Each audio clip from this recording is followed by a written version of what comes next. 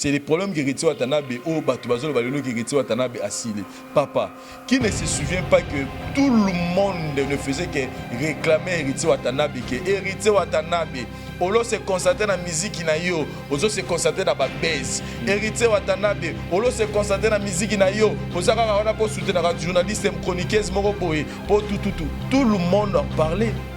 Combien de fois Batou, ceux qui même Batou, Héritier Watanabe, ils ont même Bitumba na retirada. Qui Batou va combattre l'album, c'était pourquoi. Tout le monde disait Héritier Watanabe, retirada et wane bimi, Olo c'est la promotion album na yo, yo ça va reprendre la baisse, tout le monde parlait de ça et en l'occurrence c'est-à-dire Karim Mokonzi a dit voilà, et tout le monde a critiqué Héritier Watanabe pour Nayango. Mais Lelo, l'artiste aujourd'hui, il est en studio en train de préparer son album. Sur aucune page Héritier Watanabe beaucoup tassé tous les jours. Héritier Watanabe a posté Makambosa dans le studio. Là, Batouba Tchango Kati. Héritier Watanabe le plus récent autour de la production, il y a hôtel de ville à Wana. Bandala. On a mon concert, comment il était en harmonie avec son public. Comment Batouba DDD, Betty Fo, tout en noir. Mais Batouba Mon en Kati. Mais ceux qui ont sous le camo et bimi à pour héritier, au monde héritier penza, tout le monde qui a mis colo, tout comme se concentrer dans la musique, là aux qui sont dans Bouzoba. C'est-à-dire les Congolais des fois, moi j'ai des fois d'accord. Et puis je suis étonné au monde avec Batou qui se prend la peine.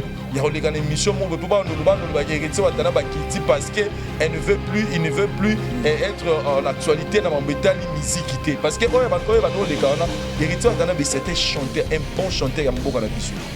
Oh yo lelo biso ba chroniqueur il faut tout le ngala to le belaka mingi ba œuvre parce que ba base wala papa base ça à 48 heures base ça à 48 heures tangela ngai ye dak do banos da poser question mon ko on n'a pas vu mon générer contre lui mais il ça na mitso nenge makaba papi mo merenia qui na les années mo est-ce que aujourd'hui les gens parlent encore de makaba papi mo nenge le ba base ni ya ba base ni na le qui mangana mutu ba base e bimaka au monde a les gamins filles il y a pas mettre que pas banda na wana façon le bama est-ce que les loba ba mettre en Suisse ou non est-ce que filles là sera ya ça ne mission sur ça de 3000 filles mais ce sont des choses vraies des choses de bamarambo mambo ça la valeur mambo ya bien d'étikala. Alors moi je pense que biso pe ba congolais des fois en général faut te rappeler des fois oui ba to me rappeler ça rappeler moi auto analyse na biso to ka boye ba rappeler nini to lingaka. Héritier Watanabe c'est un artiste musicien. Oh Moussa Neza pour sa musique. Ce qu'on a succès, la musique. Ce que tu as l'héritier la musique. Tu as l'héritier tellement besoin de la musique. Quelqu'un qui veut réorganiser ces choses. Tout le monde était ici. Ah héritier. Attends tu n'as moi là oh ce qui n'a ni oh bah bien soit ça qui a Karim moi moi mbali moi moi il a internet son comme on est qui là. Il enseigne au na Biri. Tout le monde a remarqué oh Abiri. Janvier les noms. C'est-à-dire, et comme il y a sur la vidéo, c'est tout le monde qui s'apprenait. Ah, au moins il y a fini, au moins il y a une photo d'héritier. Donc c'est comme si les Congolais, biso to sala moins hypocrisie. C'est-à-dire, ils ont condamné Moutounelo, mais on est en soi bolinga na bino. Pourquoi tant Moutou a notre maramo et bano sala au bino bano lo bagé bossé pela na ngote. Pourquoi tant tika au bon le beau assis. C'est-à-dire que c'est une question dans tout le monde. Bino pona bino musicien assis la rapport a oye masute to assis la rapport a to ça sous ba baisse internet parce que tout le monde critiquait héritier musicien ba baisse quand on le disait que musicien ba baisse on la sécurité on est musicien danger maintenant mais musicien ngo a se est-ce qu'on constate l'album na to c'est l'album bima musicien ce soir dans l'album et ça un moment où il y a concentration et ça un moment où face à la espine ils a posé parce que faut y aller au moment et que héritier et puis problème il y a héritier Watanabe la musique ils a problème au tout dans le monde c'est-à-dire que biso ba congolais il ba le autorité uta indépendance uta indépendance mais uta vantos indépendance tilelo donc et le congolais za nango congolais alingara eloko na contraire. Toi t'as passé qui premier album retirada où il connaîtra ba combat makasi.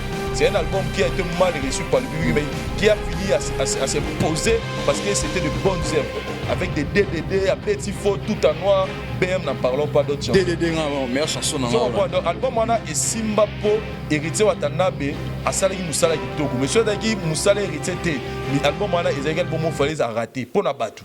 Maintenant ce que la minute héritier Watanabe il a compris que ezaki et là on boye tango motosel likambo tango sala mi balé faut tala bon il y a liboso Simba qui mais et là on ne sait peut-être na arranger vous se comprendre donc héritier Watanabe album aux albums avec un style azaki décollage ce que ezaki stabilité donc les albums oyo sala malora album touté tala maram oyo wenge na quartier latin ba salela ba musicien na keba orchestre belité na zuka na ba zo pena zo marambo vive la musique quartier latin où tous les wenge oisé quoi. Oh bah ça là bah musicien na bango en termes de visibilité na oh bango bah musicien 5e génération bah ça là lelo biso kala to ba ki sur album ezo bima ya leader na ju exemple album qui boussam pipe à Ranson tangela nombre de solo vocaux ya Ferrego là tangela nombre de solo vocaux ya Gianni ya Melia ya Babi Nombe ya JDT na quartier latin ah tanda bina yoka kolela ya bana babandi na quartier latin. Na tangelo album le rôle par exemple Fakata tangela nombre de solo vocal fali et Soleil Wanga surtout yeba lelo que Soleil Wanga s'imposa les album là les album yana ya président les album orchestre était Soleil Wanga s'imposa c'est la noirité les nzembo ya Soleil Wanga ti les nzembo ya Koffi Olomide mais en plus ça va ne et puis ceux qui Soleil Wanga c'est azaki star ya album ya Fakata. Les albums il y a orchestre les albums il y a l'idée si on a un orchestre le rôle il y a un orchestre il y a Papa Chéri Jibin Piana tu as un album TH son dernier album ou album solo là tant qu'il y a un nombre de solo pourquoi il y a l'épée là tant qu'il y a un nombre de il y a Chai et tous les autres là mais pourquoi pas les lots bango ba ressemble ba mise parce que tant là ba album il y a 5e génération na bona autant ba komba ba tuko pour la propre sécurité là tant que là ce album tu me vois maintenant on a album ba leader 15 titres, coup de colo de 30. Ah, Nicolas, on va un album artiste 30 titres, na 30 wana. Au moins ba musicien ba jeu vocal moko mi soupe ba yelité. Ba musicien na biso 5e la leader à 5e génération ba yebi ko kabula succès na ba nimati. Je vais donner un exemple ba leader par exemple on peut exemple Koffi Olomide. Auto mona album na ye.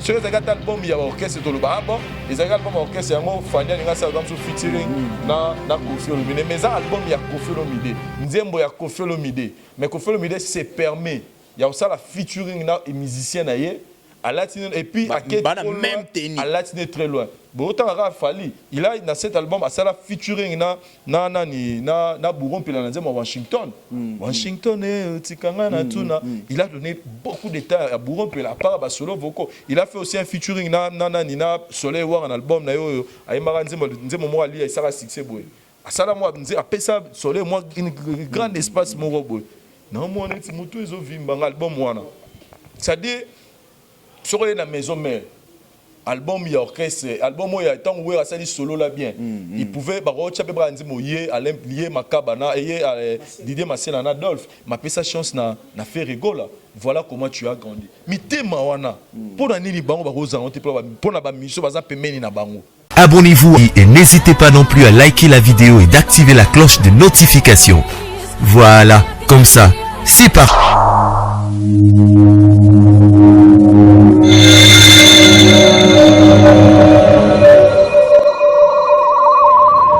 La voix du peuple, oh la voix du peuple, oh si tu es bien. Oh. Merci de toujours toutefois chaque fois bolingo et les kinyoso biso ba congolais tolinga na makasi po ba isara biso ba lobe ennemi ya congolais azaka congolais en tout cas to sala makasi vraiment ennemi ya congolais za la congolais te biso ba congolais partout dans le monde bisika nyoso tolinga na biso na biso so tolinga na biso en tout cas oko éviter ko sala moninga mabe po mabe eza malamu te C'est ça, merci beaucoup par là. On a pu se monter au Boza branché, au Bozolanda. Émission au tribunal au stade de réflexion. Au tout ça, là, ensemble, Nabino, Biso to Bandara par Nabiso et suite et Zakabino. Merci beaucoup. Merci Nabino partout, Bozali. Pourquoi pas du merci à Dari Dioté, ça. Oyo azan la prise de vie, n'a pas si au mot pas ça. Pourquoi pas la régie finale là dans Moni, parouser ça, le caméraman Surier. Pourquoi pas du merci à toute la grande équipe, il y a la voix du peuple, à toute hiérarchie, à la voix du peuple. En tout cas, merci Nabino et pourquoi pas merci Nabino Nier sur Oboza, abonner à la voix du peuple, beau s'abonner massivement, beau continuer, n'est pas programme Nabiso. Confiance en tout cas l'enseignant, beau s'abonner toujours Makasi Ouiza tribunal. Merci beaucoup tous à invité là. Oh, tu remets un peu qu'au fond là, Marambo tu là. Mais avant juste là, signaler Bino Oni Torolobé, on a présenté l'invité et vous avez bien. Fais ça, tu lui dis bonjour. Bonjour, marche avec Mbedi, 10 à match. Et bonjour, nos téléspectateurs, tout à la biche, merci. Nadari Diwanté, ça pour la grâce à Yende, tout va à la biche en ce moment. Merci beaucoup. Culer Kilis. Ouais, marche avec. Un grand plaisir hein, d'être encore sur le même plateau là. Mais aujourd'hui, en tant que présentateur, Kalapenza. Et Bandeko Baotala, de son vrai prénom. Marchevêque Mbedi. Mais nous sommes à Mardoché, archevêque. Bon, c'est au père du Kanda. C'est au père du Kanda. Bon, merci à toi, merci à Vincent Toulouse et puis à Dari Diwanté sur ma caméra. Et puis pensez à Paro, j'ai ça parce qu'il y a sur un côté réalisation. On dit merci. On a premier abonné à s'abonner. Taliboso à sa confiance dans la voix du peuple. En tout cas, merci Nao Cascar. Grâce à toi, les permettants qui 129 900, ça dit, 133 000, ça y est 132 999 abonnés bien à Simalayo. Merci na bangunyo sur bateau, s'abonner et puis bandeko baza ko hésiter, abonnez-vous massivement car c'est ici l'adresse meilleure où vous permettre bino pour apprendre, vous a divertir, pour s'informer davantage. Merci beaucoup, merci à l'invité. On a bango lelo ou toujours solo là. Toujours solo là Kassinini, toujours solo là. Toujours le bel point, premier point toujours le bel sur l'artiste héritier Watanabe. Toujours le bel sur révolution héritier Watanabe. Lelo oyo, les gens disent héritier Watanabe azoyo kalate, héritier Watanabe boye, héritier Watanabe boye. Et en auto linga to fungola na kati awa nini esala ke héritier Watanabe. Ayo karate ndenge bino bozo lobela nini ezozanga na évolution actuelle ya héritier Watanabe. Merci beaucoup. Pourquoi pas te lobela peu sur annonce album ya Papa Chéri déjà automobile ba fiche déjà balle de match déjà déjà ba fiche d'annonce déjà bandi déjà kobima. En tout cas bat bazeli yango trop pendant plusieurs années. Batu bazeli pena ba comment qui ben patient pena vraiment ba mission mzuzu ba kei ba travailler ngo ba longwa. Mais toujours un des cobimaté mais les lots to bani jakoyo ka solo ya balle de match ya l'artiste Papa Chéri jibem pia na moto pamba leader.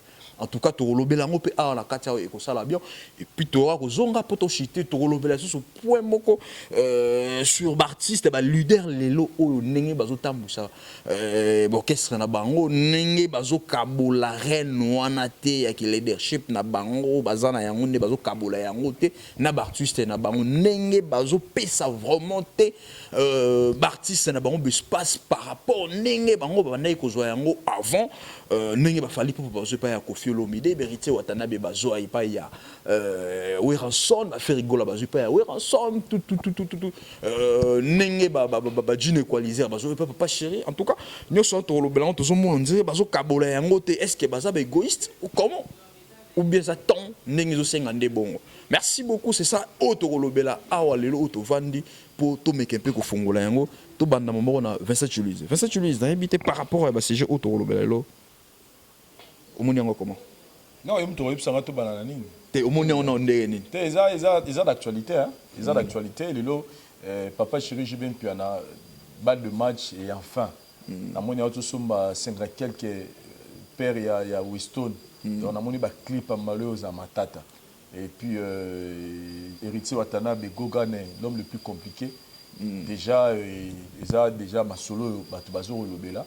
Et puis voilà. Merci beaucoup. Comme on va dire Papa Chéri, tout le monde va Papa Chéri comme on a micro. Papa Chéri, plusieurs années. Batu pena babaya.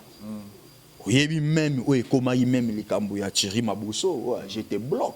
J'étais bloc Chéri Mabousso fanatique, il y a BCBG. Ouais, bandé qu'on réclamait. n'a pas chéri n'a que non on a besoin album et bima oh et où meli makasi mais les lots déjà tout le monde ba fiche d'annonce déjà oh et ben dit au là qui ça déjà que bal de match ça na nzela au moni ya monene non ngana yo comprendre gars que na sikoyo na yo comprendre que tout le barawé en son azar grand stratégie mais to bossa na gilo to banoro bossa na paix et puis na yo confirmer le lot que ceux tous en bato baza makasi na ba stratégie Papa Chéri JB Plaza akati ça dit na minito l'album le plus attendu na mboka na biso l'album au batu ba ozela na minito eza ba de match oui point ça dit tellement batu ba lobby tellement batu ba réclamer et puis Papa Chéri tanga no loba ba de match 2019 ça dit a pesa batu siko posa wana ya koluka album ti omona biso to multiplier ba émission to sala ba émission to loba Papa Chéri vraiment album faut bima.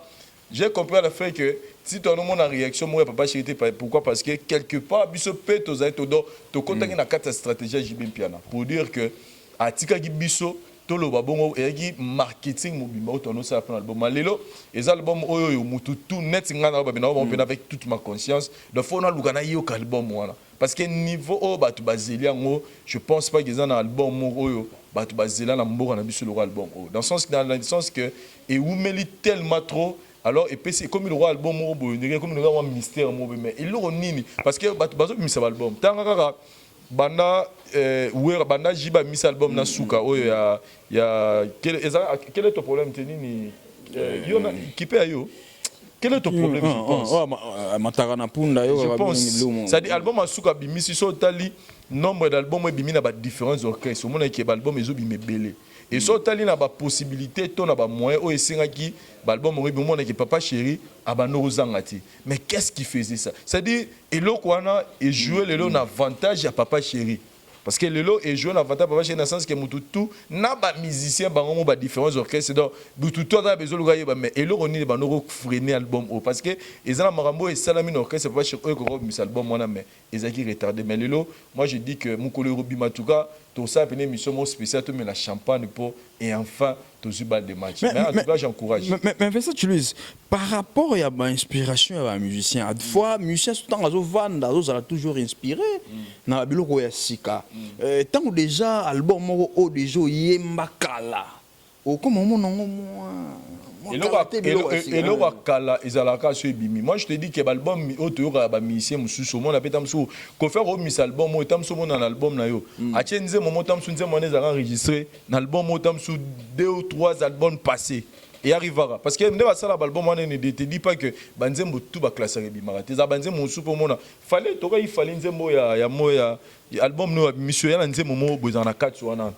salanga soit Olivia to nzembo mo boy parmi banzembo misi o ezala nzembo mo ezala la tokos ezala nzembo mo faima na tokos mais na tokos e bimara te One Love je pense One Love era ba jara bande ya voilà so tali tango a obimisa na nini na album mo se pe fala biso biso teke ezali nzembo na tokos personne allait dire ça dit eloko ezakala na matoyi na muto ayembiango mais na biso bato toyoki nanu te to mona okaka sika ozoma pa depuis musique et changera de musique et tikala musique tona banzembo toyoka ba ebale ya Congo banzembo lokola ba mabele papa lutumba yemba so ba chango lelo mariko toyoka ngo déjà metoro ngo kakito donc œuvre d'esprit so ezara bien ce qui nanu toyoki ngo te ezala kakito même ba 20 ezaba 20 mususu ba barutu 20 plus et ou mela plus des autres comme susu kitoro makasi donc pour dire que moi je dis que ce qui est œuvre d'esprit toyoka ngo ka banzembo JBO nonani nono fuja yemba wana so yo quand il le loro on bien mais toyo ka yo ko déjà alors quoi alors ce que ça susu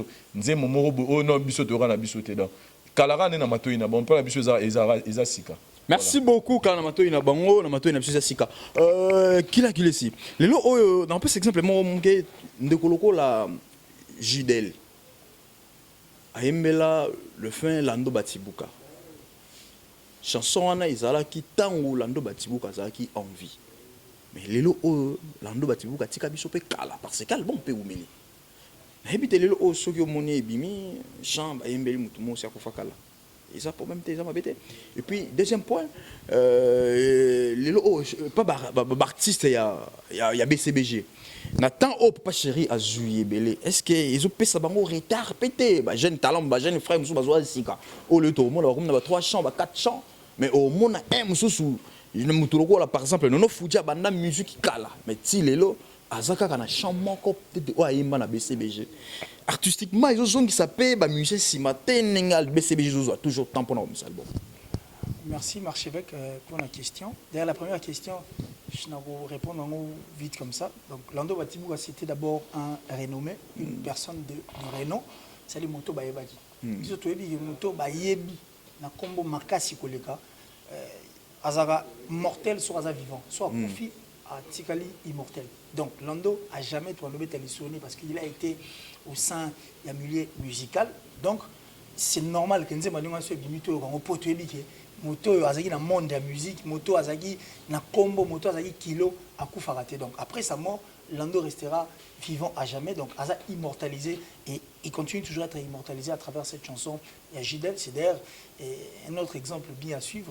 Un monsieur très fidèle, à Yemaï Mouton vivant, à Kofi. Ça a changé.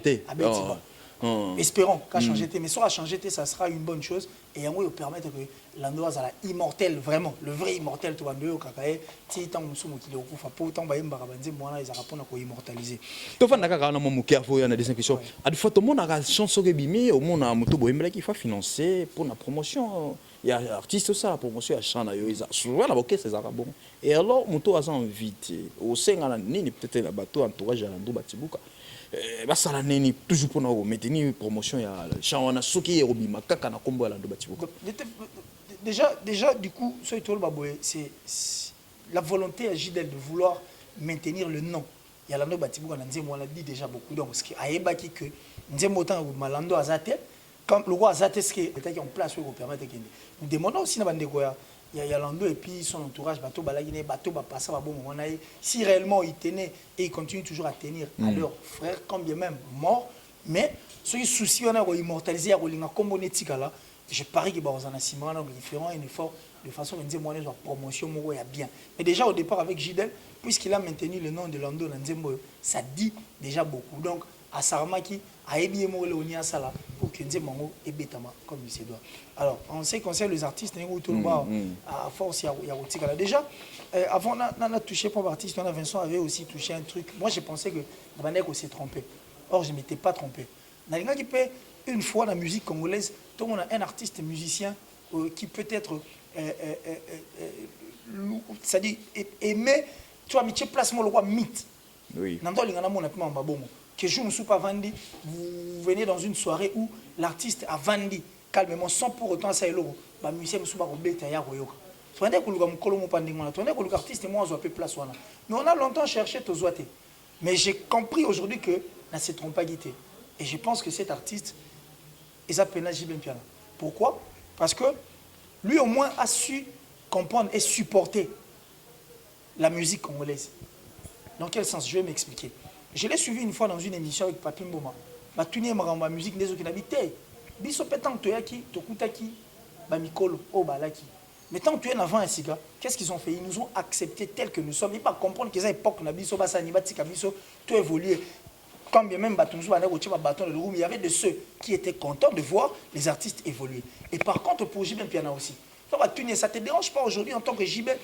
Ça te dérange pas aujourd'hui en tant que JB? Au moins, il fallu il faut bazala. Et c'est époque na bango. Biso to leki déjà. C'est vrai que to kosa sous mon mambo ça la té. Naki na parlé fait à moi nanga ibo nanga bi nanga fait on a posé la bien. Il faut fallir ya. Mais je n'avais pas le choix. Na mi télé nanga papa chéri va saigner il fallait. Et c'est époque na bango. Donc je ne peux qu'accepter bango bazala. Pour ceux qui biso ba diba biso fait photo de mabato.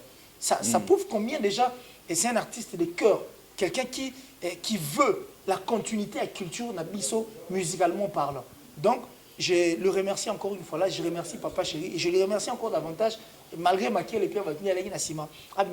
Il savait aussi que vent il y a ramené les Israéliens, vitesse ça m'a ramené les Israéliens. Tam sous na mis balle de match, un album bien comme ça pour les Congolais, mais qu'on souffrir na ba musicien oh déjà basant sur terrain oh ba maîtriser oh ba ta musique na bango et tika na mato ya bato. Ndenge to ebele le fali le faire et autres. Tout vite ka bangi mais il a seulement compris que sur la mis balle de match et qu'on souffrir. Or, ce les matchs s'ouvrir, et ça album, il faut jouer dans la carrière. Donc, un album qui, tant et permettre que Papa Chéri, à aller sur les marchés.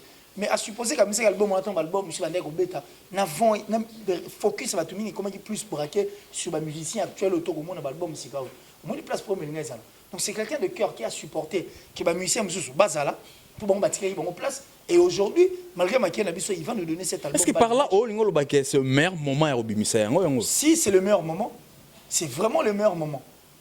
C'est vraiment le meilleur moment. Et puis, faire rigolo dans le studio pour l'album naé oh yambala liboso Black Box oui c'est le meilleur moment il a fait rigolo dans le studio mais ici nous parlons maintenant de la sortie de l'album le match vous comprenez il y a un meilleur moment et puis Vincent a même révélé ce que nous allons faire une émission où on va servir une bouteille de champagne pour fêter l'arrivée de cet album au sens comment il y a le meilleur moment et puis au moment que tu vendais à toi sur la mamba le match meilleur moment rien que pour l'affiche il y a Papa Chéri et bouger monde.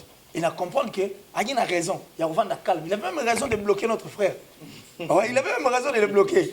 Donc si Papa Chéri bloqué qui est débloqué, non, à cette occasion. Il y a eu un de match au pot. En amitié, c'est vraiment c'est vraiment l'album attendu quoi. Merci. Alors pour la carrière de musicien, rapidement pour que toi tu calmes longtemps, je dirais que la minute on est au sur la boue. L'orchestre n'est pas en réalité, ils ont penza soutien. C'est difficile au monde. La passion, c'est l'artiste musicien. Il y a Papa Chéri, va payer. Et pendant tous ces moments, va apprendre. Comme esprit le roi Papa Chéri. Parce que Papa Chéri est parmi les artistes musiciens. Oh, un nerf solide. Comme elle a dit même piano dans la vie musicale. Soit qui est artiste musicien, Belé Toraro, prêtre, on a des bâtis gandoli. Oui, Papa Chéri a 5 ans ici à Maraté. Massara nous il s'habille toujours bien, il fait des concerts. Kofi va vendre plusieurs années. Non mais Kofi n'a pas été, Kofi a été inquiété par la France. C'est la France. Mais Kofi sortant avec ma concert mais Papa Chéri était inquiété au Yébi. Mambarobi Mali passe sa visa, il est très compliqué dans Mbogo. Et puis à part ça, au Yébi Maramoussou, et ça passe. Mais si c'était les autres artistes et musiciens, donc j'ai des nerfs solides et je pense que c'est une école aussi oh bah Fuji bah Koti bah Zui bah nerfs solides et j'espère et je continue toujours à croire bah musiciens qui feront encore mieux pour ceux qui pas pas chez Bordeaux. Merci beaucoup. Merci beaucoup. Vincent Julius. Na point haut na 30 secondes. Les lots tant haut ne sont pas chéris à Michel Album tant haut ne sont Zui. C'est au tala yango na miche moko ya professionnalisme na éviter nini o mo. Ça je lui na 30 secondes pour tout changer si j'aime sous tolo bela mamout sous tolo. Papa Chéri na tant o ne so jouer. Tant o nyonso o azui. Lelo o so tala yango na miche moko ya musique lelo na miche ya ba avantage ya ba production nini o yo ko mo na pas Chéri perdre. Tant oyo nyonso azui album ezate la marché.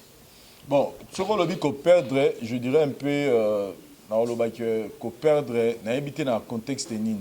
Parce que faut reconnaître que Lelo, bah mission na biso o ba remis solliciter mille banda. Parce que concert ya poto ne ba donation no beta na Europe wana, ils ont équipé ba concert mille. Habité en nyonso mais en général, bah la plupart des producteurs, il y a ba concert ya poto ils ont équipé ba congolais. Vous avez des Congolais, je peux citer Badivé Foulapungo, je peux citer Bakebele. Belé, Babane, organisé des concerts, il y a pour tout ça. Comme ça, on a vu Beta Zénith de Paris. Comme ça, moi, producteur, on a musicien congolais. La plupart des concerts, ils sont la poteau. Et ils sont congolais. Mais les tous un système où les musiciens ont pu solliciter pour concert à poteau, ils ont acheté. Et comment les musiciens ont se trouvé plus dans le niveau Afrique A. Et dans le niveau Afrique A, ce sont plus des étrangers par rapport à l'impact de la musique, il y a bino c'est par rapport à ceux qui ont un impact, ils ont un succès. Donc, on a même connu des problèmes dans le Cameroun, on a même que les musiciens ont réclamé pourquoi parce que les producteurs ont caché dans la musicien de banda. Ils ont caché banda, il y a caché dans la banda, pas dans sentiment, mais ils ont un impact au musicien de et là, tu dois reconnaître que dans le niveau, il y a Afrique. Papa Chéri, il y a œuvre. Il y a œuvre, il y a référence. Mais et là, on me soupèse à racheter, on me dit trop dans ma toile, il y a tout le monde qui est sikata, il y a mini kana, parce que nous tous on est des immeubles. Nous sommes même bilamba tout là, ceux là, on l'a dit, on mingi, à tes arrêts qui tournent, nous on est romo bayang.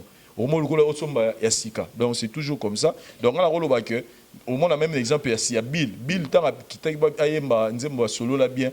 Sur le niveau, on a senti une boule de nostalgie. Donc, on a les cas déjà, tout ça. Et tant que bandeko musu ba matai kolo bandingisa ki mwana ba David autant kitaka beti ba bloko ya mikolo moni ke stade ningana ki do il y a une différence donc ce ngala ba elo ra peut-être papa chéri a raté moi mukie na ndenge album e umeleza peut-être ba sorti ya libanda Afrique mais déjà papa chéri mo déjà ignorera yango autant alobaka mi faut azalez azala la première na mboka na ke azala le dernier peut-être na international quelque part déjà c'est comme si mo déjà on a deux points de vue. Point de vue artiste, na point de vue, il y a point de vue, il y a biso analyste et chroniqueur. C'est-à-dire musicien, lui peut se dire que bon, ngai pour nga ça me suffit. Tout le monde ne va pas chérir.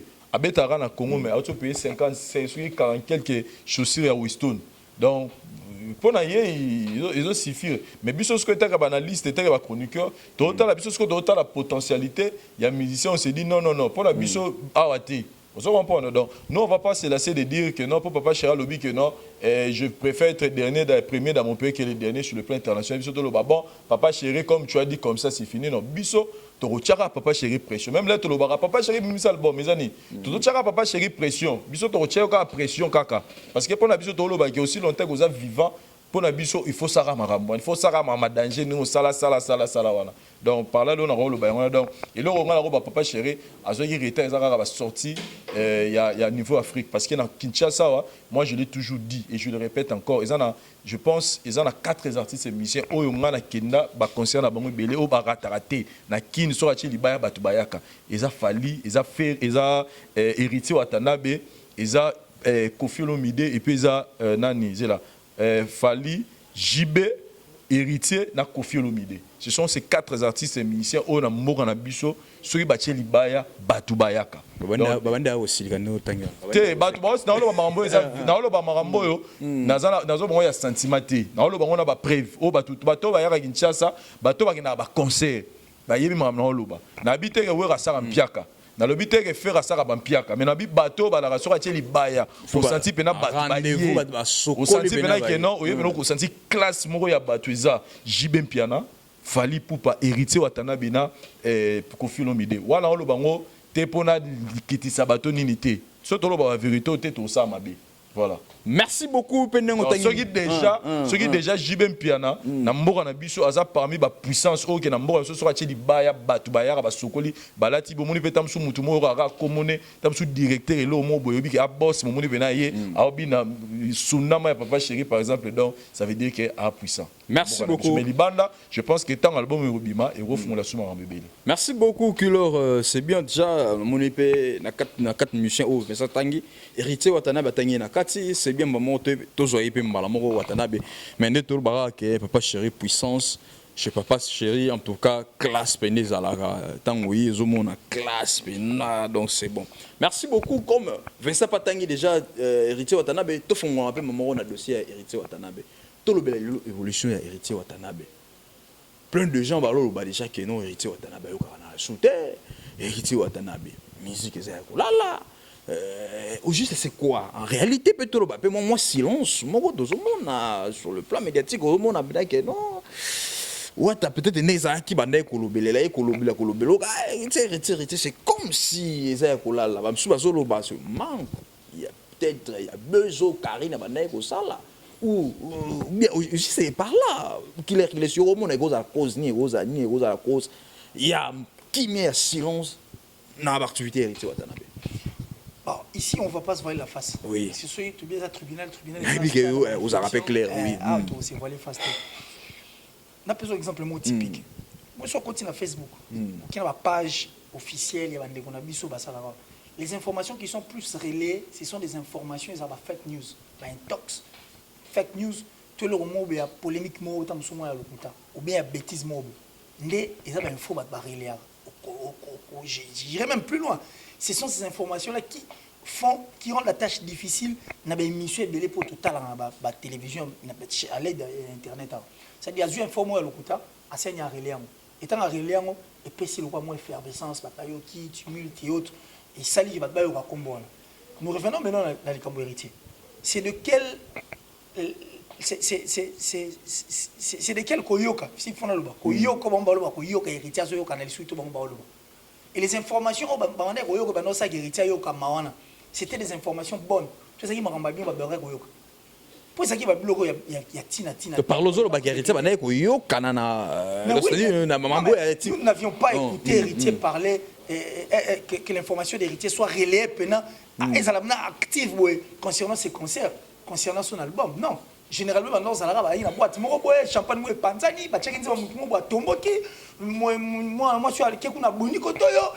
c'était ce que nous étions en train d'écouter. Que les musiciens étaient là. Si à la fin du compte, une émission, on avait même un voice, Vincent, tous les plateau à Yebi. On a parlé de cette émission où Héritier a tombé pour dire qu'il y a un et puis, un concert. C'est parce qu'il s'était ressaisi. Tant qu'il s'est ressaisi, on comprend que les nions sont aboutir de l'autre côté, si l'héritier, ce n'était pas grâce à buzz et autres. Si on a information, on va héritier à Zato. Silence, non, mais le silence, c'est clair parce qu'on n'est plus.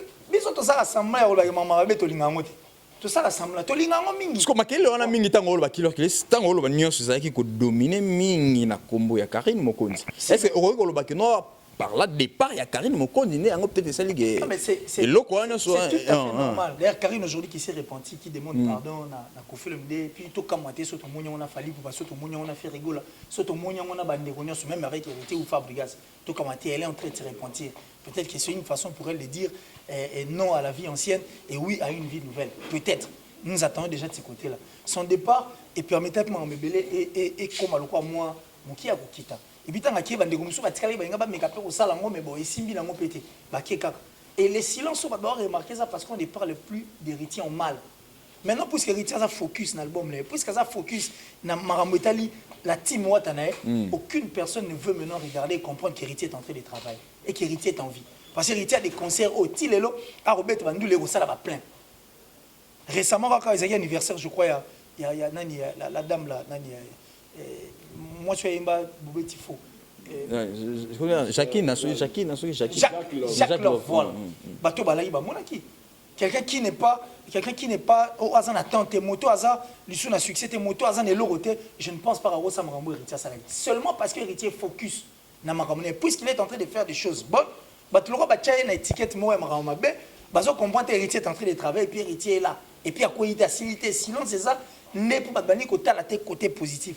Les gens sont en train plus de regarder le côté négatif d'héritier, côté maquillé bané ozala, côté rofing bané ozala, côté poème et là qui le roi maramon les athées on dira zaté. Or héritier est là en train de fonctionner, préparer son album mi-ange, mi-démon et à ça va concert comme il se doit, va répéter on est OK, va carton, héritier soit l'ékia. Il faut bien héritier à la silence et au salement. Partout à les gars effervescence et salement. Donc héritier est là en train de travailler seulement pour Bandekoba au monde héritier côté otoyé bakié. Parce que c'est un enfant, un artiste, un musicien, il va classer jamais côté de Maël. Il va tout le monde découvrir héritier après. Parce que l'image qu'héritier est en train de vendre, c'était une personne brutale, une personne un peu. Donc ça dit, tout le monde est né au tché. Sans chaud. Ça, donc, il est une personne de sang chaud. C'est parce qu'il vendait cette image. Or, ce héritier a qui côté positif, il n'y a pas de qui peut en mais héritier na mon agé na longolaka na moi asa mission peut-être on a à supporter la critique parce que il y a des artistes sous bah supporter la critique si surtout aux ils a côté négatif na tout le monde déjà na Jovenso surtout bah c'est un grand esprit oui surtout na ba mission mais au critiquer côté négatif artiste et belle ba supporter mais souvent tout le monde a héritier à la thème on a ya supporter si un grand esprit à supporter ma critique parce que quand même il a ses respects na presse et il le sait ba deux na musique na biso là ba tumi balé na musique na biso ba supporter la critique et puis ba portaka rankinité na chroniqueur to na mutu po alobaki mabe na ye c'est-à-dire akoloba mabe c'est-à-dire que marambo oya moni sepelisa oya moni que mission ça mabe et puis lobby a ozane normal ils sont qu'il y a deux na musique na biso il y a Kofi Olomide et Héritier Watanabe c'est tout. Merci beaucoup. Kofi aussi, hein, à l'histoire. Alors, je disais que côté positif, or, Héritier, c'est une personne qui réfléchit, qui sait se défendre, qui sait parler, qui est aussi un grand esprit net tout le bas. Mais puisque on a image côté Yamakamotali désordre, le roi de désordre est en train de travailler vraiment de vrai. pour travailler pénis les pieds azali ça l'attention c'est pourquoi il faut spéculer sur cette affaire. Merci beaucoup Kila Kiles. Fais ça Julius. Mais tout ça la paix clair, hein, tout ça la clair. Les lo héritier watana be nenge ba ndeko lobelele na temps où tu goleka. Et ça vraiment sous bon côté. Ça vraiment les choses vraiment d'actualité tenenge zala qui avant. Même est contaminé pe même ba musicien na ye. Oh le toye bité le oyo Olivier porté disparu. Oh tout ça batté sur Azawapi, toi azala kaka toi azala raté. To ken animateur le rôle à Bercy. Oyebi Bercy quoi azala qui monte ba show tout ko créer ko azala toujours dans l'actualité. Bercy moi na porté disparu. Azo toujours batté azala kaka ou bien azala raté. Na bité est-ce que moi silence wana infecté par musicien té na kachuana. Oyebi problème il y a héritier Watanabe na musique. Ils ont problème auto vivre na mboka na biso. C'est-à-dire que biso ba congolais tu ba relo retolinité buta indépendance. Buta indépendance mais buta vantos indépendance. Tilelo. Donc eloko congolais zanango congolais alingara eloko na contraire nango. Les élections na ke musika te. Élection tous on a besoin mokonzi sika. Félix Tshisekedi a postulé. Faïlo a postulé. Félix Tshisekedi a sali campagne na ba te belé. Faïlo a sali ba te belé. Bimisi publication, oh Félix a triché. Mais tout ba yebi neni ba lela que IDPC soit bon candidat. C'est-à-dire au moment où nous sommes congolais, nous avons un problème. Na mambetali ba choix na biso toye ba raté to lingi nini c'est les problèmes que Héritier Watanabe o bato bazolo balelo que Héritier Watanabe asile papa qui ne se souvient pas que tout le monde ne faisait que réclamer Héritier Watanabe que Héritier Watanabe olo se concentre na musique na yo ozo se concentre na ba base Héritier Watanabe olo se concentre na musique na yo ozaka on a pour soutenir la journaliste chroniqueuse moko boye pour tout le monde en parlait. Combien de fois Batou, ceux qui même Batou, Héritier Watanabe a même bitumba na retirada. Que Batou ba combattre l'album, c'était pourquoi tout le monde disait Héritier Watanabe, retirada wane bimi, olo sa la promotion album na yo saka komona kaka ba base kaka ba tout le monde parlait de ça et en l'occurrence on babanero c'est-à-dire Karine Mokonza zaki le roi et le tout le monde a banero critiquer Héritier Watanabe pour na yango. Mais lelo l'artiste aujourd'hui, il est en studio en train de préparer son album. Sur aucune page Héritier Watanabe beaucoup tassé tous les jours Héritier Watanabe a posté makambo ça na studio. Là batu ba ochango kati. Héritier Watanabe le plus récent auto beta production ya mambu ya hôtel de ville awana na Bandala. Ngana moni concert comment il était en harmonie avec son public.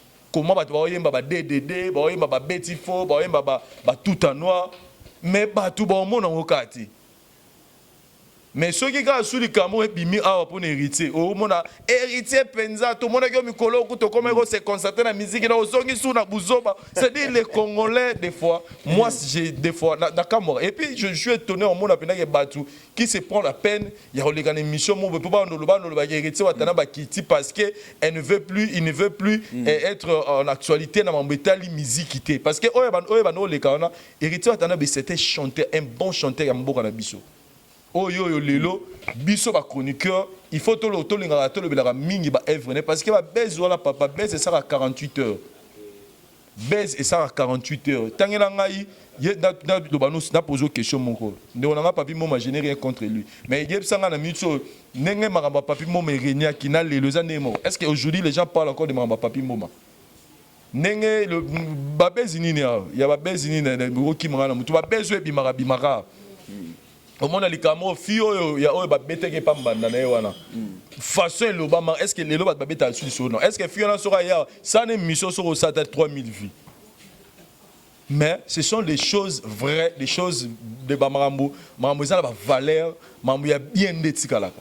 Alors moi je pense que biso pe ba congolais des fois en général faut te ba rappeler des fois ko ba to me rappeler ça rappeler moi auto analyse na biso to ka ko ba rappeler nini to lingaka Héritier Watanabe c'est un artiste musicien. Oh musala neza ko sa musique soki osala succès na musique soki tokolobela héritier na musique tokolobela héritier tellement makambo eza libanda na musique quelqu'un qui veut réorganiser ces choses tout le monde était ici héritier atotinda mwana oyo soki nani oyo babengaka soki azalaki na Karine boye mwana mwa mobali boye namonaki na bainternet komona ekinima asena oyo na abiri tout le monde akomaki abiri janvier les noms. C'est-à-dire, et comme il y a sur la vidéo, c'est tout le monde qui s'apprenait. Au moins, il y a fini, au moins, il y a une photo. C'est comme si les Congolais, tout ça, moins hypocrisie. C'est-à-dire, besoin condamner mutunelo moko mais on est en soi bolinga na bino pourquoi tant mutu ano maramo ba no sala obino ba no lo ba ke bosepela na ngote pourquoi tant atiki ngo bomo lo bo asili c'est-à-dire que c'est une question na otuna ngwana bino pona bino musicien asili rapport aoye masute to asili rapport azo sa susu ba bezité internet parce que le tout le monde critiquait héritier musicien ba base musicien ba baise quand on le disait que musicien ba baise pour on la ségrégation néré aza musicien danger té maintenant mais musicien ngo azana est-ce qu'on constate l'album na to c'est l'album bima musicien ne ce soir dans ça l'album et ça un moment où il y a concentration et ça un moment où phase à la spin et à poser parce que faut y belo moko et que héritier atana ba qui premier album retirada o connaîtra ba combat makasi. C'est un album qui a été mal reçu par le public, mais qui a fini à s'imposer parce que c'était de bonnes œuvres. Avec des DDD, à Betty Fo, tout en noir, BM, n'en parlons pas d'autres chansons. DDD, meilleure chanson dans l'album, on a et Simba Po, héritier Watanabe, à Salagi Moussala Gitoko. Monsieur Dagi Moussala héritier T, mais l'album, on a Ezekiel Bomo fallait rater, pour Nabatu. Maintenant, la minute où héritier Watanabe, il a compris que Ezaki. Et là, on boye tant motosel likambo tant osala mi balé faut tala bon il y a liboso simba gime et là on essaye peut-être na arranger on se comprend donc héritier watana be album aux albums ba benga ngosta azo ki décollage ko eza ko stabilité donc les albums o sala malora album touté on se comprend au moni ba faire rigolo ba si ba convaincre ba tuna ba bloc belé ba za album belé da ba sala donc faire rigolo sur ça album si ba ya to na ba performance mais héritier watana be za deuxième album il y a carrière musicale na les albums au pénal qu'il faut redresser ma camubélé. Donc moi personnellement, sur une opportunité en tout cas nous vous encourageons Héritier Watanabe parce que surtout en termes de production, ils ont la place où Héritier les canaux sans Pierre à Kinshasa. Partout il joue à ça en Pierre raté. Donc moi je dis que Héritier Watanabe il a la bonne voie. Donc ceux qui sont dans le bateau, mon Héritier Watanabe faut continuer Makambo, Azana Makambo, en tout cas désolé pour vous parce que moi je pense que Héritier Watanabe a la bonne voie et puis il faut soutenir parce que c'était le souci à Batounios. Et quand il répond d'une manière professionnelle, pourquoi en vouloir pour le musicien Kitty par rapport à quoi? Est-ce que musique album est simbité? Est-ce que ce bâtiment dedans toyora ngo te toyora ngo suko akiti par rapport à yani par rapport à mutumo bazaki na ye et ba no pelisa ba moto mutonga za suna etene bolobi akiti donc ba congolais to ba loto lingi voilà. Merci beaucoup l'artiste Goga Motona Tembe Totorina en tout cas ceux qui paient les oyo a seritira qui na mrambo na nenge public bandai ko réclamer nenge batu bandai ko loba. En tout cas, accompagné que Ezaki m'a toujours chaque fois comme héritier dans n'engue m'a mais non Goga tous de la mionge mi démon et aux ala bien makasi. Qui leur qui laisse toi qui est directement na ba musicien net au tel la point abiso auto chitele lelo oyo génération ou toute la génération o ya ba leader à lelo o bazo kumbela masolo lelo o baza qui peut ba travailler ba soda ne dominga ba soda mulongo na ba groupe o baza qui avant les lots ba comment ba leader entre autres le quoi ba faire rigola ba fali poupa ba héritier Watanabe le quoi ton héritier Watanabe to vendre un héritier Watanabe parce que ming mettre forget c'est comme si bazo full la ba musicien na bangote bazo full la vraiment ba musicien na bangote par rapport ndenge bango bazala qui heureux même à mon côté même artistiquement que au monde que leader à salé album par exemple où est mis album héritier combien de vocales combien de vocaux à l'album wana Fali Poupa Bimisi plusieurs même les chansons il y a Kofi Olomide et pardon album à Kofi Olomide chant il y a Kofi Olomide au monde même Kenny Fali ya lati yango ko pas lati yango héritier et pardon yango Fali pas lati ne frakata au monde yango même la chanson même il y a miel de son première chanson il y a miel de son à maison mère balata ba t-shirt moko jaune boye bango mibale na Weranson mais peut-être o ba leader lelo bango basalela bango baosala yango te leader au album il y a plus de 30 titres il y a plus de 25 titres mais au moins on appelle ça musicien chant moko est-ce que ba musicien bazo qui recruter pardon vocal moko au moins on appelle ça vocal moko ce que on tuna ba musicien oyo ba recruter lelo ba na talenté oyo ba bazala ki nango ton bazaki na ba groupe wana ou bien ezaka qui égoïste ba likolia bango moko en fait question les ambiguës ils ont deux sens. C'est une belle question. Préoccupation dans les roses attends. Natikeli tana yo. Préoccupation dans les roses la moi mbilinga. Ngalo ki non pandi nanga. Donc pandi nanga na sens onena loba. Je regarde d'ailleurs aujourd'hui que nous avons des artistes le roi Bango. Na sepela plutôt que ton artiste le roi Bango na tango sukabu. So na mitu na question mo suis aki artiste baza siko to loba to condamner. So bango ne babanda musique ne lo musique ezate. Peut-être ça se faire comprendre. Linga bato ba ne pas comprendre. Il y a mon thème mabe commis actuellement dans la musique. C'est ça qui kala de la musique ezate. Donc on n'allait pas voir des artistes ou soit le roi zaki sera il y a grand calé de l'autre on a tout le monde ba grand calé ceux qui bateau baza liboso andi ba musique. Mais papa le tumba yemba. Ah, le papa le tumba linga sala. Nga yemba. Après nga ko ngata tellement so kanata ko quitter Tibo. Parce que ba peut sa chance. Mais ces gens-là avaient le souci au fait de la culture. Ils avaient le souci de cette musique et de notre culture. Parce que la musique, en réalité, dans la République démocratique du Congo, ils auraient eu une grande partie de la culture Nabiso. Puisqu'ils avaient ces soucis, raison pour laquelle, à tant qu'on a fait ça, mais il y a un souci à la culture éthique à la Ezalakara, ils laissaient l'espace et le temps et la chance aux autres à ce que va évoluer. Mais les musiciens actuels, j'ai comme l'impression, nous privé même nous qui sommes les Congolais, tous à la soune, bonheur et la musique na bisoté. Parce qu'on n'est pas on ne voulons pas donner la chance aux artistes au bazar tout autour on va vivre aura na yo ba yebana c'est aussi ne pas vouloir donner à ces pays ou soit laisser la culture de ces pays continuer. Et c'est le refait en a cerveau na bango. Très bien. C'est ça le refait en cerveau na bango avant que ba tant intérêt la bango. Ce n'est pas nous à ce que comme artiste et musicien. Dans ma famille, dans respectif, surtout côté beaucoup de licenciés. Mais licenciés, on a la chance souvent besoin. Aujourd'hui, nos artistes et musiciens, la musique, nous avons président de la République. Ils ont même la facilité de voyager. Ils ont même la facilité de saluer les présidents étrangers. Et c'est grâce à la musique. Mais pourquoi ils ne veulent pas respecter cette musique? Pourquoi ils ne veulent pas respecter notre culture? Pourquoi ils ne veulent même pas nous redonner l'ascenseur? Il y a bonheur, na biso ba congolais bateau to accepter qui bango bazala ba musicien. Parce que il fallait faire héritier et les autres basatés de la musique n'est plus. Parce qu'il va Kofi ba lembi na bango. Bazo kenda déjà na bolem. C'est que Kofi fait, il continue à le faire parce qu'il a seulement les soucis de la culture. Et aujourd'hui, il cherche même à se racheter, à se faire, bon, soit à se racheter tout le bon, c'est blanchir peut-être Marambo Batessi, Baloba, c'est blanchir. Tout ça là dans le souci toujours de laisser à ce que musique, la musique s'anime et continuer. Mais ces gens-là apparemment, ils regardent avec leurs yeux. Bon, on va continuer, ceux qui ont empêché artistes et musiciens, ça peut maintenant aller mater au Nyogolai. Au Nyogolai, maman n'a eu qui est la musique. Or, tout le monde, une fois que maman va la réalité, il faut respecter notre musique, il faut respecter notre culture. Ils ont intérêt à le faire, puisque nous les avions donné cette chance. Tu peux avoir une chance, tu peux avoir une énergie, tu peux avoir une énergie, tu peux avoir un soutien. Ils sont obligés de s'ascension dans la musique. Et la censure dans la musique, c'est de ne pas vouloir à ce que la musique est koufa, mais de donner encore à notre musique des artistes et musiciens. C'est inconcevable. Nous sommes dans un pays où il y a 80 millions d'habitants, sur une bonne sanité. 80 millions d'habitants. Africa Jazz, toute une panoplie d'artistes et musiciens qui continuent toujours à faire la fierté. Comme les mêmes musiciens, mais ceux comme il a intérêt à Mbokasani, il soutient. Il veut Katikala. Asalanaye, culture na biso qui est liboso. Mais aujourd'hui, ce n'est pas le cas. Au moins, on a 2-3 artistes qui ont un succès. Au moins, on a un album Netigala. Au moins, on a un ça dit 3 jours.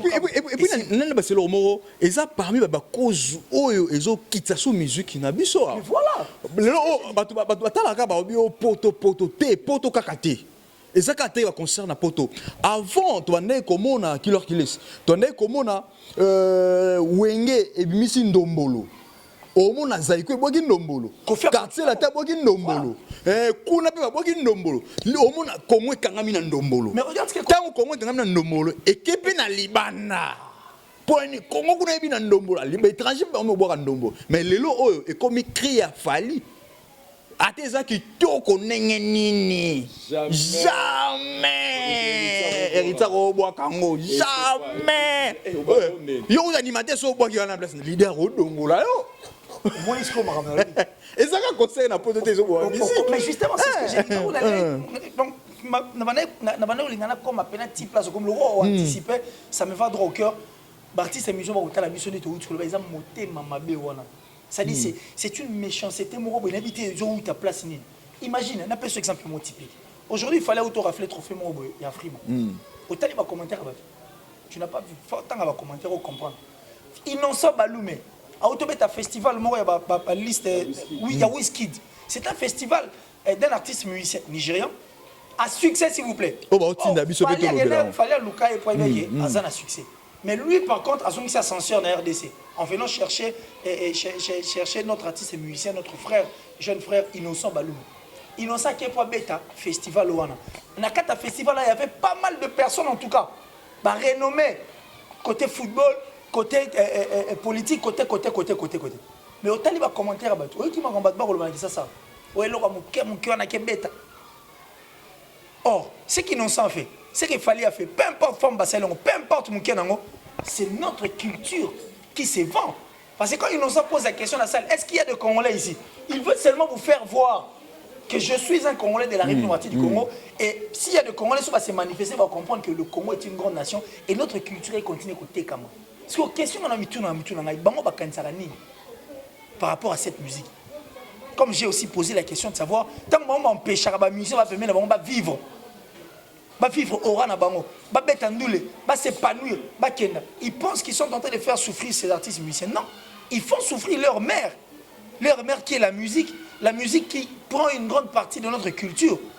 Donc, bah, comment empêcher côté culturel, il y a beaucoup comme le roi République du Congo et avancer. Donc, c'est ça. Donc, ce total est bien. Et ça, égoïsme et musicien congolais au bazar. C'est l'égocentrisme, on a un peu. Va comprendre que et faire souffrir les musiciens na bango te et faire souffrir culture na biso et puis faire souffrir marambo bango basala preuve oui ba trophée musu ba zoreille ça dépend na vote il dépend na la vote ba artiste belé ba rata ko ba trophée belé ba mboka belé pour na vote handicapé na culture na mboka te handicapé aliéné batu na mboka wa handicapé culture so que libanda na nga voter pena jamais mieux vous voter étranger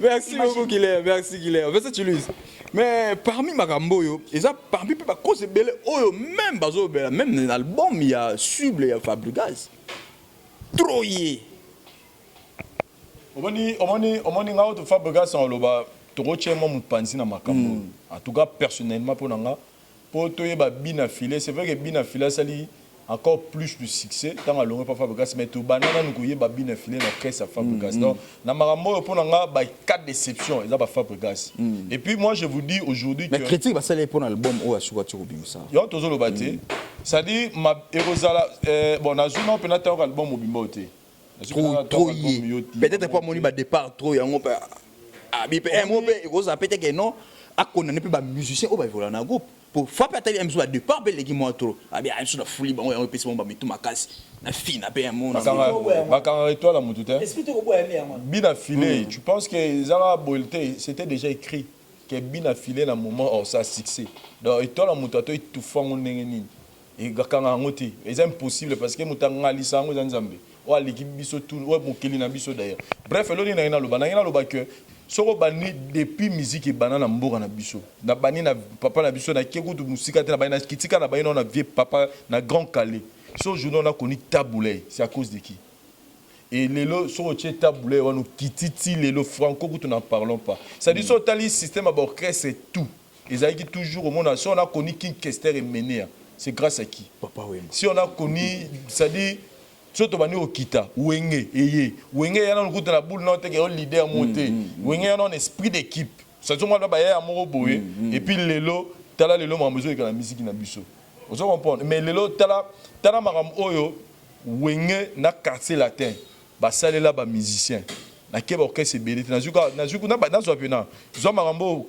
vive la musique quartier latin où tous les wenge oisé quoi o ba salela ba musicien na bango en termes ya visibilité na o bango ba musicien 5e génération ba sala lelo biso kala to ba ki suka album ezobima ya leader na ju exemple ya album qui boussam pipa ya Ranson tangela nombre de solo vocaux ya Ferrego là tangela nombre de solo vocaux ya Gianni ya Melia ya Babi Nombe ya JDT na quartier latin aotanda bina yoka kolela ya bana babandi na quartier latin na tangelo album le rôle par exemple Frakata tangela nombre de solo vocaux fali et Soleil Wanga surtout yeba lelo que Soleil Wanga s'imposa les album ya nani ya président les album orchestre était Soleil Wanga s'imposa sera noirité ezaka nzembo ya Soleil Wanga ti ezaka nzembo ya Koffi Olomide mais en plus ça bana et puis ezaki ceux qui Soleil Wanga c'est azaki star ya album ya Frakata ezaka album ya orchestre était ezaka album ya leader si on a un orchestre le rôle il y a un orchestre il y a Papa Chéri Jibim Piana tu as un album TH son dernier album ou album solo tant qu'il y a un nombre de solos vocaux il y a l'MP là tant qu'il y a un nombre de il y a Chai et tous les autres là mais pourquoi pas les lots bango ba ressemble ba mise parce que tel là album il y a 5e génération na bona autant ba komba ba pour la propre sécurité là tant qu'il y a un album tu bien on a album leader 15 titres, coup de colo de 30. Ah, t'es Mikolo, on a collègue. On a un album artiste, c'est 30 titres, na 30 wana. Au moins, un musicien, un jeu vocal, moko, misoupe, ba yembité. Misoupe, un album de voité ou bien. Et là, on a dit, au moins, on a un album, 25 titres. Au moins, on a 25 titres, on a un musicien, ça a 10 ans d'orchestre, album, mais à ta solo, vocal, on a yembité. Au lieu de ça, il y a un musicien, c'est que nous recruter, mais il y a des bons chanteurs qui ont un musicien, mais papa, il y a un makasi boy.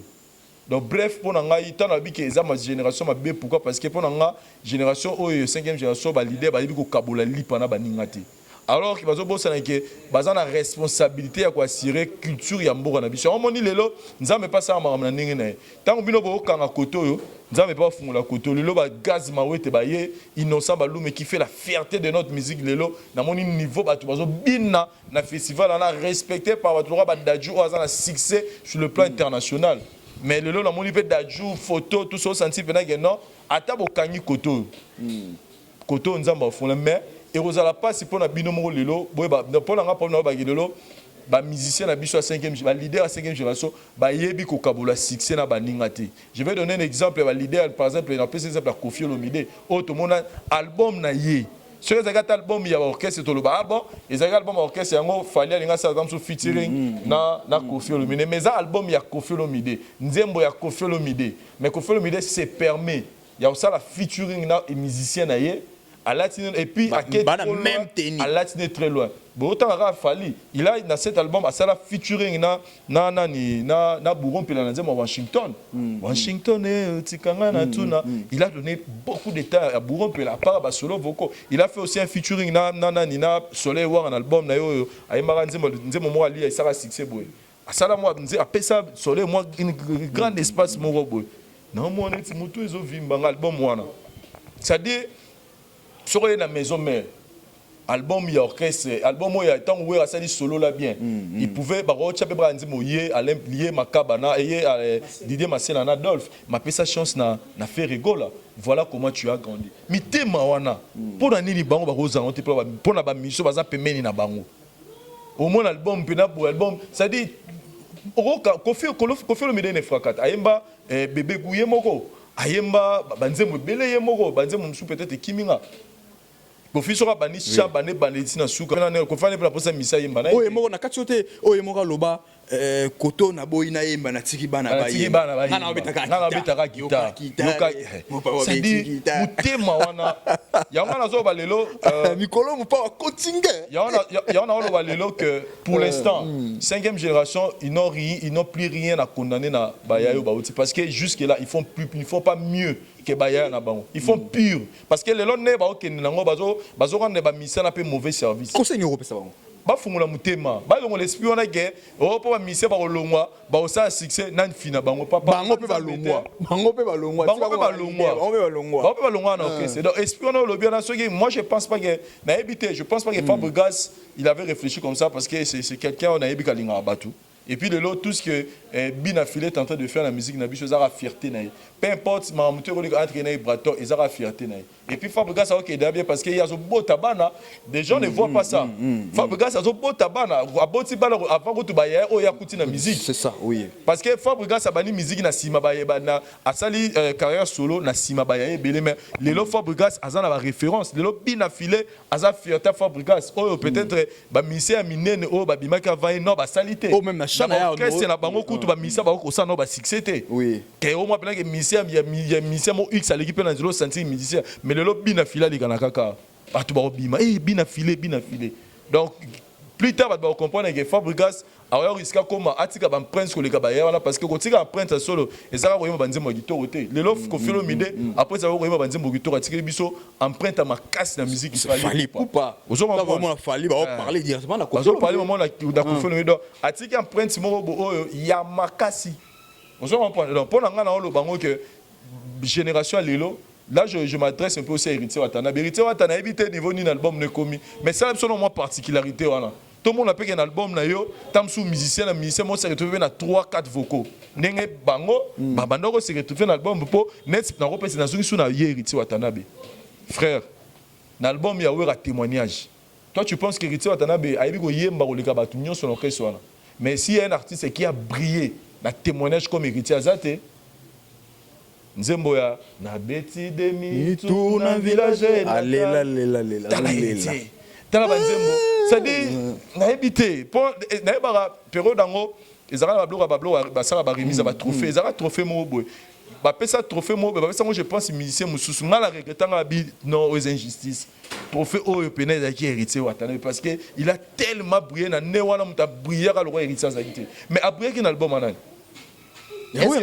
Watana a brillé un album ya mutu mususu Héritier Watana babana ça succès l'orchestre ya Ranson avant ça ta solo vocaux obi ma meilleur chanteur na album mutu mususu te na lobi te Héritier Watana be abano abima a comment à ça la succès avant ça la première vocaux na Zénith Héritier wana ayembi ku tata na vocal moroté.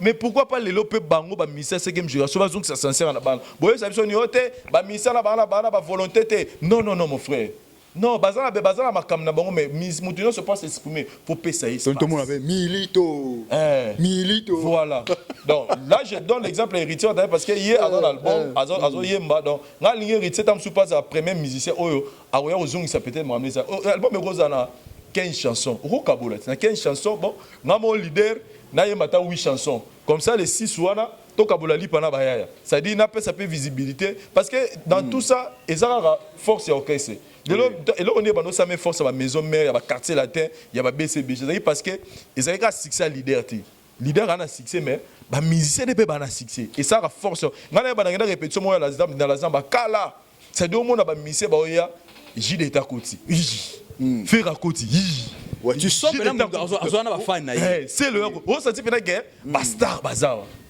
et ça faisait la force de Wingy Musique à Maison Mère mais ça faisait la force de Maison Mère beat qui tourne la côte donc ça dit que mutu eza mais pourquoi pas bango lo ba rosala ngona ba mission message nanga ba mission à 5e génération ba leader à 5e génération bo fungola mitema ta bozo sa album 15 chansons pe ça peut ata 6 na ba mission bo yemba na bango parce que musique ya lelo bango ba commission kaka nzembo soke bandika rumba leader a yembi to moko to de atumi guitare c'est mi ya do yemba kaka mais alors que musique a kala ba vena biso ba nyoka longo ba taba ba nkolonga na 3 albums ya Pepe Kale ya gigi yaka cocktail album ya divisé par des mon awapimba yo album wana au senti pina donc ba okabola lipa mais na ebité soko oyebsanga nze mwana na nze moi mami oyo yanga mwasi nanga ça dit yebsanga nze bongo ba yemba on se 3 personnes et ça mabe est-ce que nze mwana ezaka mabe na wenge même na wenge 4x4 o mona nzembo ya chanteur moko songolo mais ota massa na yembi yango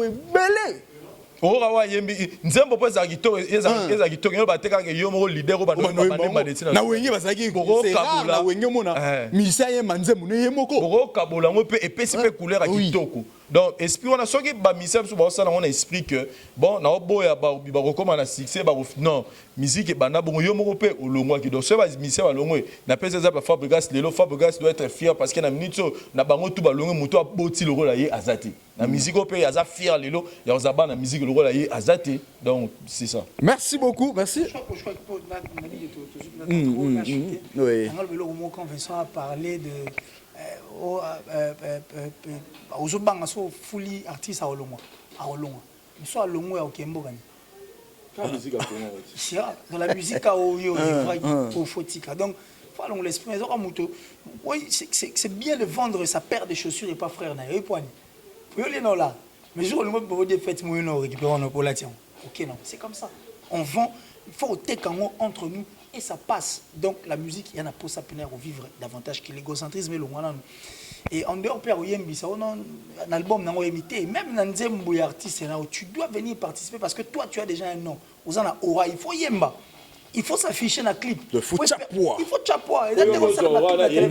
Voilà qui t'ont soutenu. Donc tu dois être là. C'est pas faire de clip, téléphone, toi, dans la douche. Oui, ça la clip on y dans la chambre non. Il faut ascension en les hommes.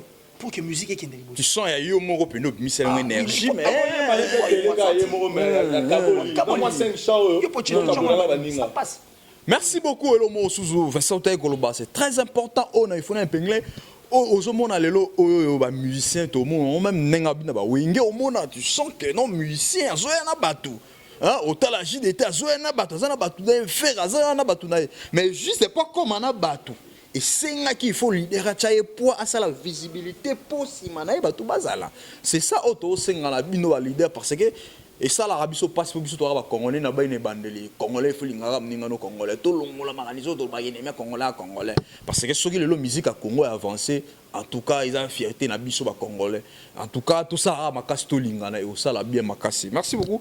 Comment vraiment la souka accueillir qui laisse éviter dernier message nayo et puis quelques dédicaces sur le dernier message aimons-nous pour rien aimons-nous pour rien aimons-nous pour quelque chose aimons-nous pour tout aimons-nous de vrai et prions de vrai. Amour inconditionnel. Voilà inconditionnel justement c'est ce que j'allais dire ça dit tout ça mais la paix en esprit et puis en vérité en esprit sans représentation et puis en vérité fin fond de nos cœurs carmés à la tête faut tout ça ramener la différence voilà parce que bandero to benga ba secte ba avancer pour miter malonga la karmate ils savent respecter le principe il y a nature.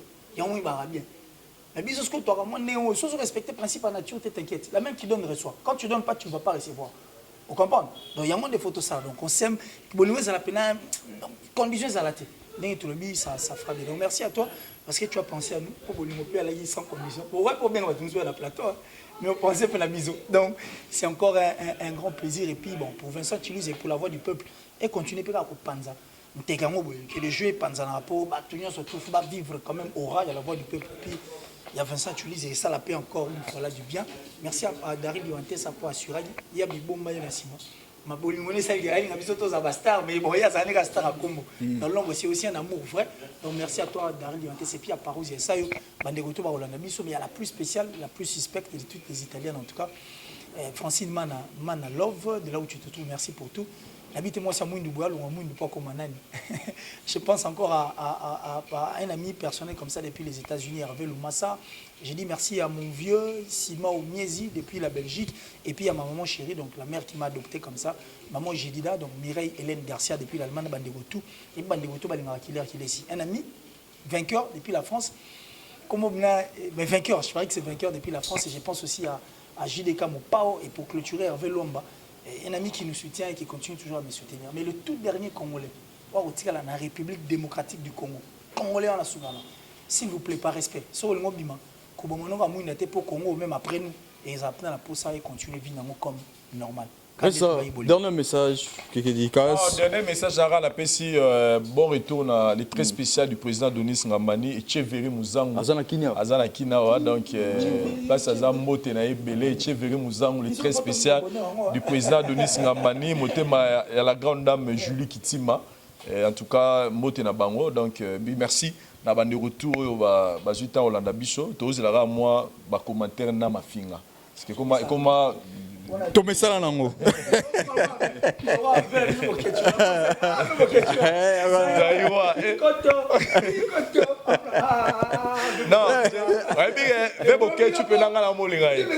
non je commence à l'aimer. Il me fait tellement rire dans le niveau non on t'aime merci beaucoup vraiment nous sommes arrivés à la fin de cette émission mais en tout cas bate belé ceux qui sujet ezali ba comment osenga nini bolobela ngote bolobela ngote c'était fait comment si j'ai mon copte au monde batu bena bazo zera nini na tribunal bolobela ngote point bolobela le tribunal vraiment osenga yango kosenga non ça prouve que on est en communion avec le public donc voilà mais ba comprendre après des fois tout ça la tribunalité donc on a beaucoup de émissions à faire on a aussi des calendriers quand les ala donc tam sur monsieur Robima tam sur yo zaida na côté msunga côté msusu donc mais quand on a l'occasion en tout cas on n'hésite pas et puis ba hésite à rater sur va si j'ai ça tam sur de rose à moi qui dit ba route bois que la biso ba robois que le tonga to marché to des killers to lo belango et là bato basenga bis basenga basi volume de c'est le deuxième volume on avait pensé aussi à ça en fait nous avons pensé le mot tout ça tu vois là on dévoilé. Merci beaucoup, vraiment, nous sommes arrivés à la fin de cette émission. Je dis merci à Dari Dianté, Saoazana Sima caméra. Et pourquoi pas toute la grande équipe et à la fois du peuple. En tout cas, la pêche soit moté. En tout cas, merci. Pourquoi pas dire merci à JP Batiki, le dieu de Lyon, JP Batiki. Le peuple lyonnais sont fiers d'avoir leur dieu, c'est JP Batiki. La pêche moté place aux arts. Pourquoi pas saluer encore maman Monique mon âne le cœur en or na péché mbote maman aza motema malamu koleka maman Maria Isayo merci beaucoup pourquoi pas Odette Munanga Ntsukula maman na Christima quoi Sili sa famille baza na poto ane au sala peu bien et pour finir oh non pourquoi pas te penser na le tenant du titre le premier de l'école l'ennemi de la galère monsieur le responsable papa na Brasito le boulana penel boulande Rizibula et pour finir tozo vanda mikolo kaka na yemoko le millionnaire congolais, le seul et l'unique Gauthier Bell, le roi d'Angleterre, très aimé plus que la reine Elisabeth d'Angleterre, très aimé plus que Prince Charles, très aimé plus que Cléopâtre. Ciao, à la prochaine, bye, merci.